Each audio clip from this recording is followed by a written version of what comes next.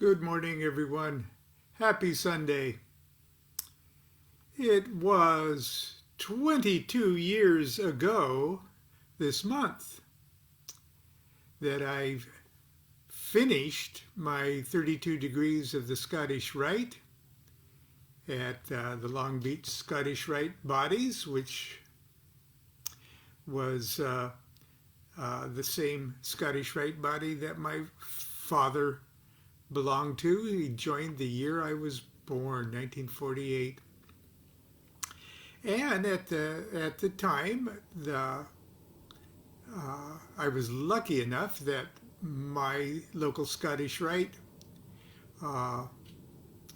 was able to allow its members to actually audit everyone from four degree to right up to 32, the sublime prince of the royal secret.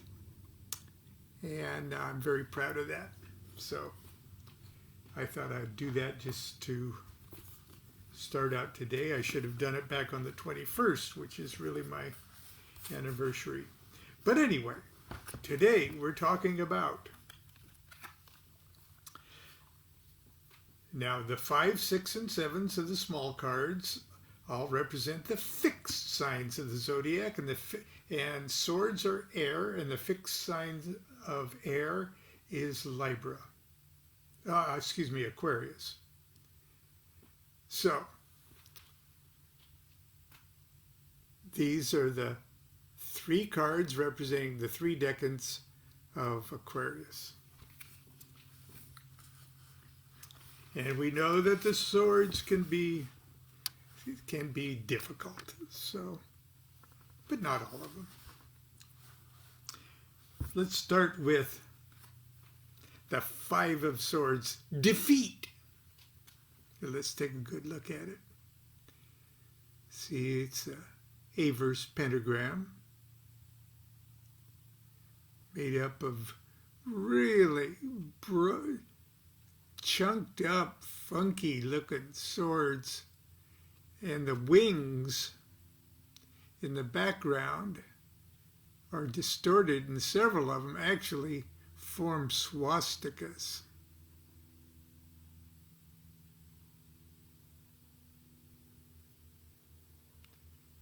And it is Venus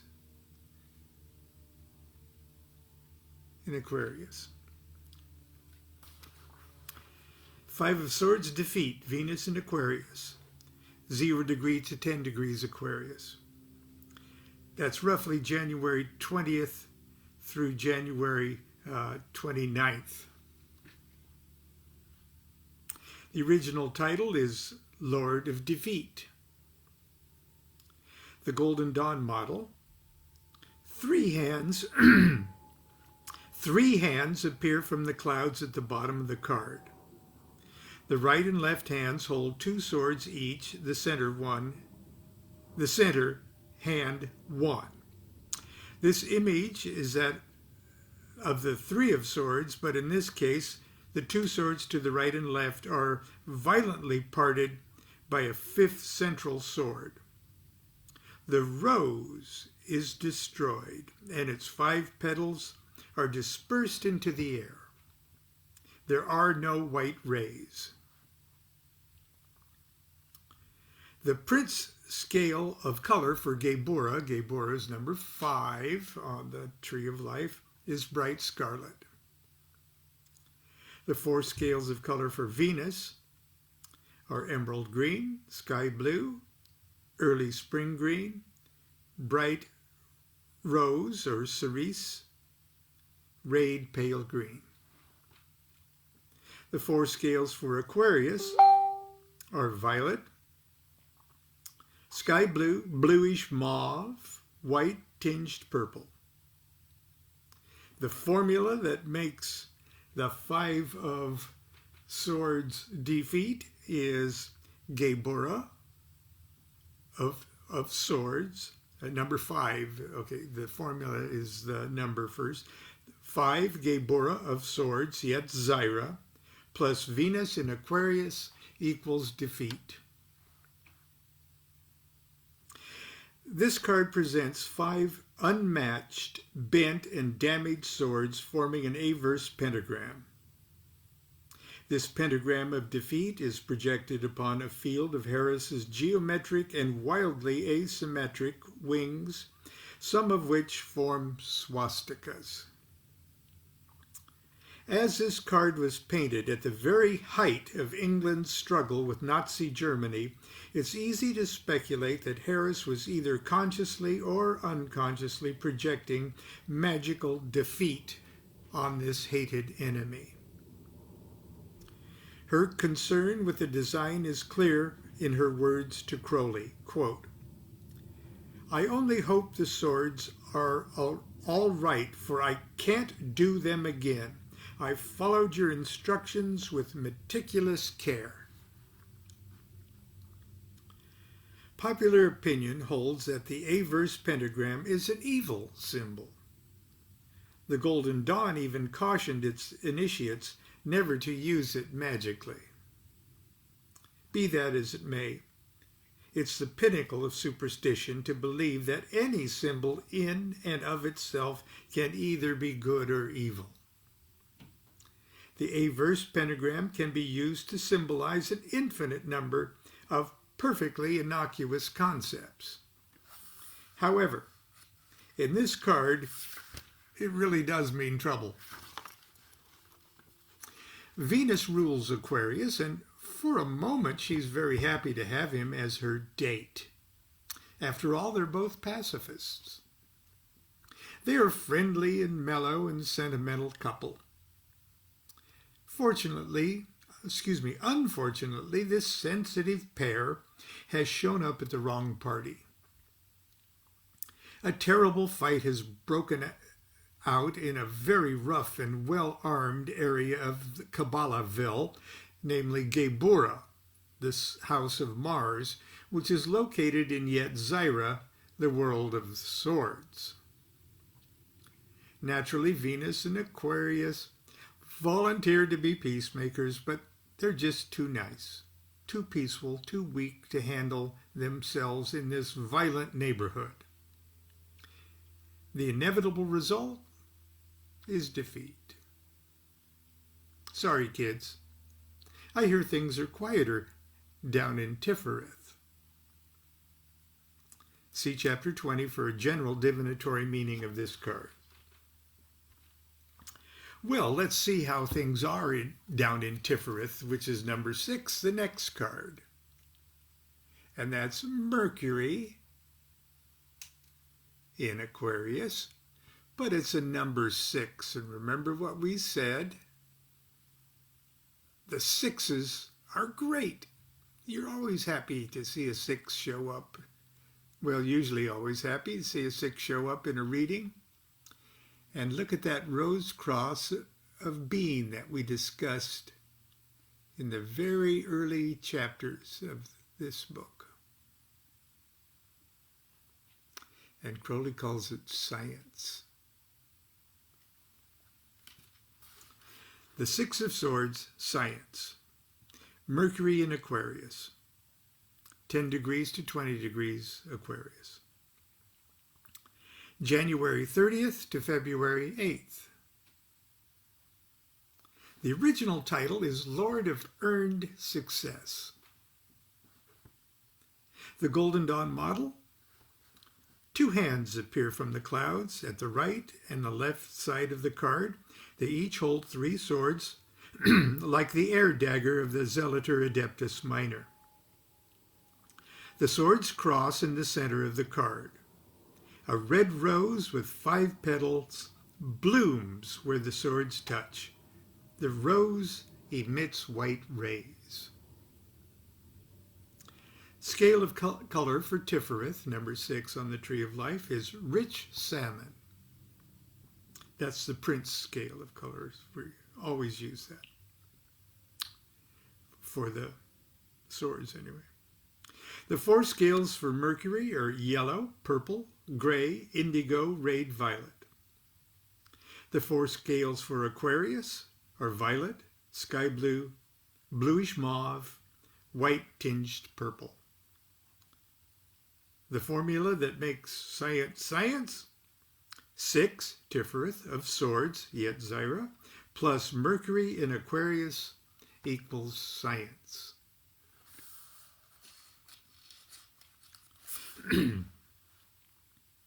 In Chapter 8, we were introduced to the small rose cross at the heart of the Hermetic rose cross. I presumptuously labeled it the rose cross of being. In the 6 of swords, this figure is found at the very center of the card, and 6 matched and balanced swords focus their power of analysis and discrimination upon the mysteries of being. This is science.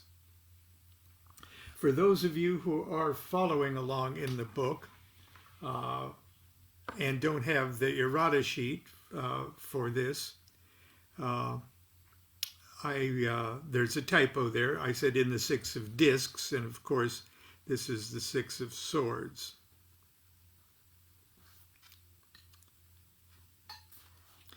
The conservative beauty of this card announces that the shining balance of Tifereth brings a much-needed measure of nobility and clear-headedness to the suit of swords. The formula that creates the character of this card couldn't be more auspicious for the suit of swords. In the human soul, the counterpart of Yetzirah is the Ruach, or the intellect. On the tree of life, the center of the Ruach radiates from Tifereth. Finally, an air planet, Mercury, finds itself in the fixed sign of Aquarius. Now, someone with Mercury in Aquarius in his or her natal horoscope is said to have a keen, analytical mind and an extraordinary ability to concentrate. He or she is also intensely curious and enjoys examining both sides of a question. Sounds like a scientist, doesn't it? See Chapter 20 for the general divinatory meaning of this card. And finally, for Sunday school this morning, we'll move to a more characteristic sword card: futility. The 7 of swords, futility, which is the moon in Aquarius.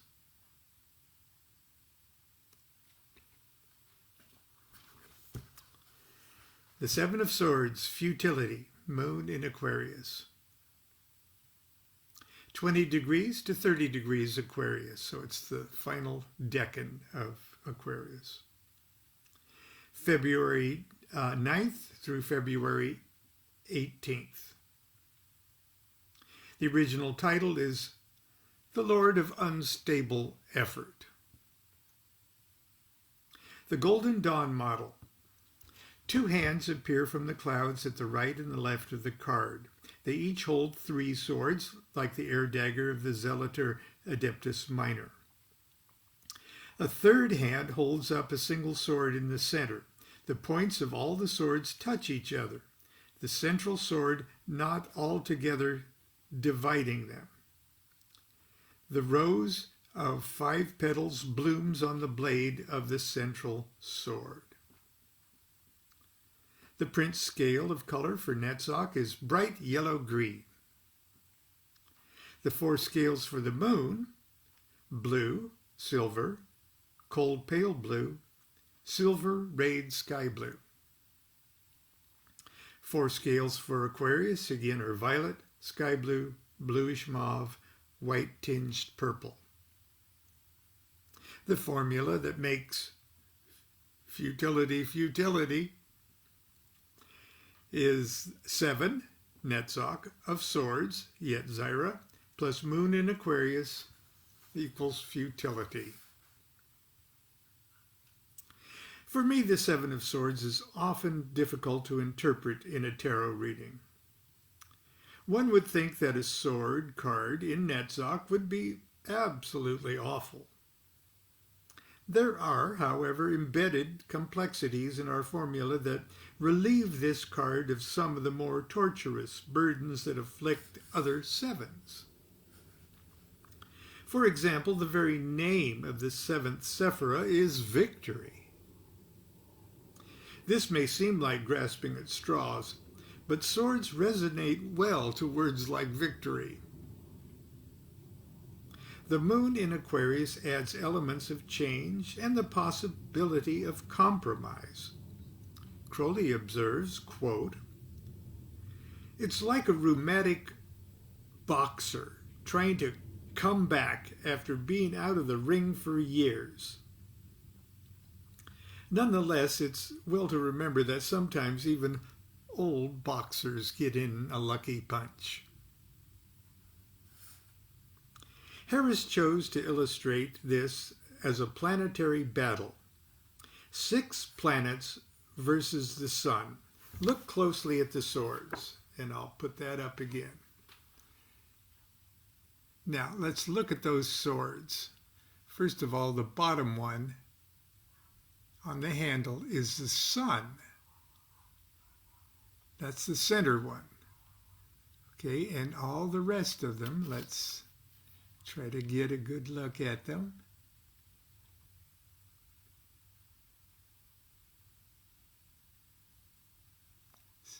See the Mars, Jupiter, Mercury, Luna,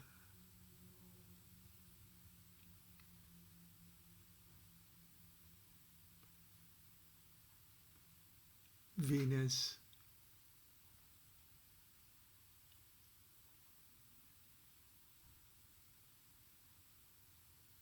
okay.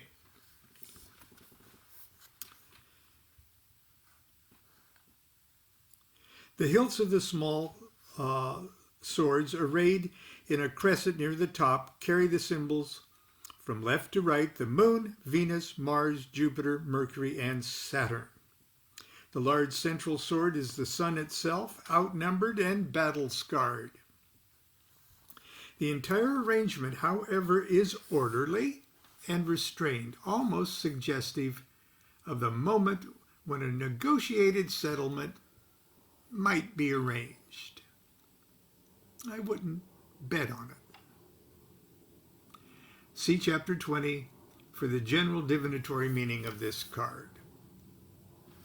So that's where we'll stop it today. Tomorrow we'll pick up with the 8, 9, and 10 of swords, which would, of course, represent the mutable air signs. And then we'll be through with the suit of swords. And then on Tuesday we'll start in on the discs. I hope you're enjoying your weekend so far and had a safe and sane and relatively blissfully lonely Thanksgiving vacation this weekend. And I hope you're continuing to be good to yourself and be good to each other. Do what thou wilt shall be the whole of the law. Love is the law, love under will.